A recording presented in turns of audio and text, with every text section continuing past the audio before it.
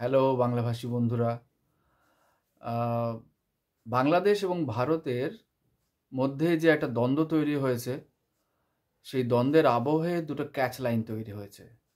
আমাদের এখানকার মানে ভারতের একজন অন্যতম নেত্রী টিএমসির, তিনি বলেছেন আমরা কি ললিপপ চুষবো। আবার বাংলাদেশের বিএনপির একজন নেতা, বলিষ্ঠ নেতা, তিনি বলেছেন আমরা কি তাহলে আমলকি চুষবো। আজকের আলোচ্য বিষয় এই বাংলা ভাষা। যে আমলকি শব্দটা সংস্কৃত শব্দ থেকে এসেছে আর ললিপপ ইংরেজি শব্দ একটা। এখন আমরা অনেকেই যারা ভারতীয় তারা বাংলাদেশিদের নানানভাবে কটূক্তি করছি, বাংলাদেশিরা ভারতীয়দের কটূক্তি করছে। কিন্তু খেয়াল রাখতে হবে এই দুই আবহের মাঝখানে দুটো দেশের গুতোগুতিতে নষ্ট হয়ে যাচ্ছে একটা জাতি, সেটা হচ্ছে বাঙালি জাতি। আমরা বাঙালি এই জন্যই যে আমরা বাংলা ভাষায় কথা বলি, এটা আগে মাথায় রাখতে হবে। তো এই বাংলাদেশের ভাষার একটা ঐতিহ্য রয়েছে, যে ঐতিহ্য পশ্চিমবঙ্গের মানুষও বহন করে।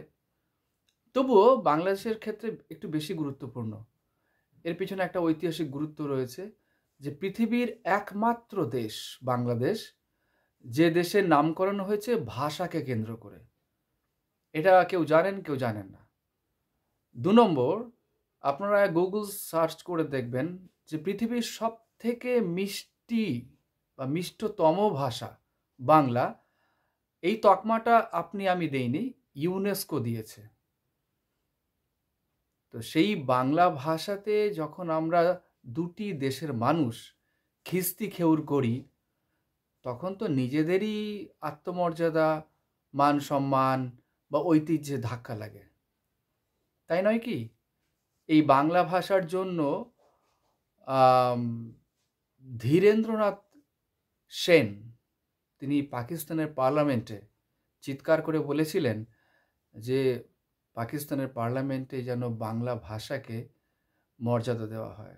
তখন বাংলাদেশ বাংলাদেশ ছিল না, ছিল পূর্ব পাকিস্তান, এবং পরিণামে তাকে মৃত্যুবরণ করা হয়।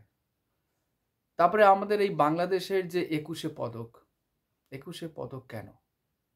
বাংলা ভাষাকে কেন্দ্র করেই তো, যে তরতাজা কয়েকটা যুবক ঢাকা ইউনিভার্সিটি এই বাংলা ভাষার জয়গান করতে গিয়ে বাংলা ভাষার মর্যাদা রাখতে গিয়ে তারা প্রাণ হারিয়েছিল, জীবন দিয়েছিল, শহীদ হয়েছিল, আরো ভালো করে বলতে গেলে।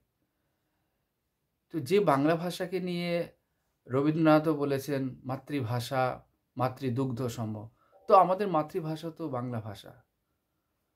তো এটাই তো আমাদের গর্ব, অহংকার। তো আমরা এই দুটো দেশের আম, দুই মৌলবাদী সমস্যার মাঝখানে জাতাকলে পড়ে গিয়ে বাংলা ভাষাটাকে নিয়ে কাটাছেঁড়া করতে করতে একদম নষ্টামিতে পৌঁছে গেছি।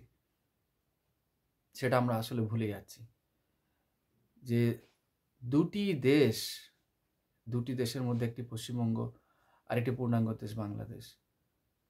তো সেখানে দু দলের দুজন নেতা নেত্রী তারা ব্যঙ্গাত্মকভাবে একে অপরকে তীর্যক বাক্যবাণে বিদ্ধ করছে যে আমরা কি তবে লেবুন চুষ খাবো, আরেকজন বলছে আমলকি চুষবো। দুটি শব্দের মধ্যে আহ, ব্যঙ্গাত্মক তীর্যকতা আছে, কিন্তু কেউই জানে না যে এই দুটি শব্দের মধ্যে কোনোটাই খাঁটি বাংলা নয়। এটা হচ্ছে মূল কথা। আসলে বাংলা একটা মিশ্র ভাষায় পরিণত হয়েছে। আমাদের আর বাঙালি হিসাবে, বাংলা ভাষী হিসাবে গর্ব করার জায়গাটা কমে আসছে। আমরা হিন্দি কেন্দ্রিক হয়ে পড়ছি, ইংরেজি কেন্দ্রিক হয়ে পড়ছি। আম, ফলে বাংলার যে মর্যাদা সেটা সেভাবে থাকছে না। বা বাংলাদেশের যারা প্রান্তিক মানুষ তারা রাঢ়ী বাংলায় ঠিকমতো কথা বলে না। চট্টগ্রাম, নোয়াখালী, ঢাকা, প্রত্যেকটা জায়গার বাংলা আলাদা। ঠিক এখানে মুর্শিদাবাদ, হুগলি, কলকাতা, বারাসাত, ভিন্ন ভিন্ন বাংলা, কিন্তু সবই তো বাংলা। আমরা সবাই বাঙালি, এটা ভুলে যাই। আমরা যেমন রবীন্দ্রনাথে গর্ববোধ করি, তেমনি নজরুলে গর্ববোধ করি, তাই না? তো এইটা আমাদের একটা মাথায় রাখতে হবে যে আমরা যে গুতুগুতি করি, যে আবহে দুটি দেশের মধ্যে সমস্যা তৈরি হোক না কেন, যেন কখনো জাতিগত সংঘাতে আমরা জড়িয়ে না পড়ি।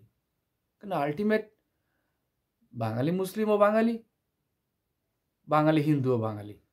ধর্মগত বিভেদ আমাদের আছে, কিন্তু জাতিগত বিভেদ নেই। কারণ দুটি প্রান্তের মানুষই মাকে মাই বলে, তারা দুধকে দুধই বলে, খিদে পেলে খিদে পেয়েছে কথাই বলে। অতএব আমাদের মনের প্রকাশভঙ্গিটা তো এক, এটাই আমাদের ভাষাগত মিল। আর বাংলা ভাষা আজকের পৃথিবীতে ৭ম স্থানে রয়েছে, এটা বড় গর্বের কথা। এত মানুষ বাংলায় কথা বলে।